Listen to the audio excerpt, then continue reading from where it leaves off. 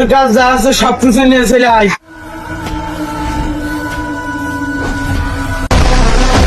তোর কাছে যা যা আছে সব এখনই বের কর না। এই টাকাগুলো নিয়ে না, আমার ভাইয়ের মার চিকিৎসা করতে হবে ভাই। আমরা একটা কিছু বুঝি নে, শিগগিরই বের কর। আমার ভাই এখানে আসে, আমি ডাক দিই তালি। এই তোর ভাই কোথায় আছে? তোর ভাই ডাক দে।